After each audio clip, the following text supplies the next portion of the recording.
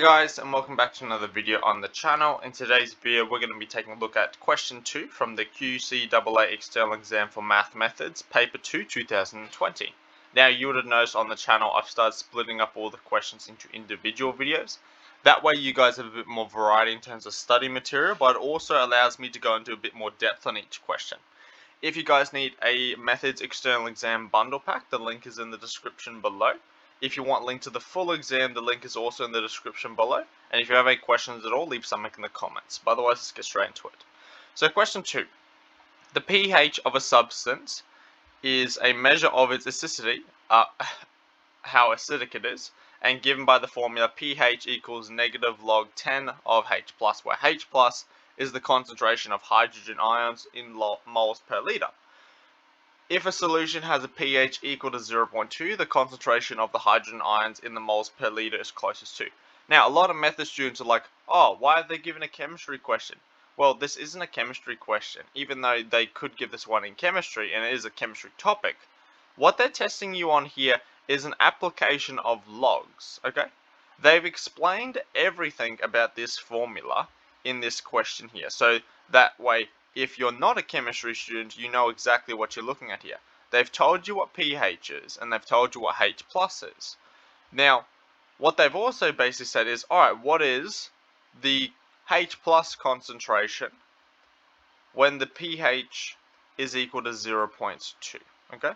This would be exactly like y equals negative log 10 of x, and they say y is equal to 0.2, what is the value of x, okay? The only reason everyone gets a bit annoyed about this question is the fact that they've changed the variables. In that case there, you need to get a bit better at understanding that they may swap x and y out for other things, okay? If you're struggling with that, you shouldn't be, because this is actually a very easy question. And if you are, maybe you need to get some extra practice, okay? Now here, hopefully you can see where I've gotten this one from. They've literally said pH is equal to that, and they've said if a solution has this, the concentration of hydrogen ions, which they've said here, is closest to. And here they said H+ is the concentration of hydrogen ions. That's why we know it's that. So here we literally just got to chuck in the stuff here. So we have 0.2 equals negative log 10 of H+.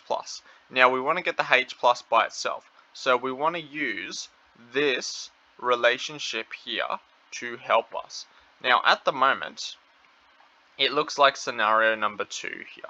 We want to write it as a scenario number 1, that way we can get the H+ outside the log.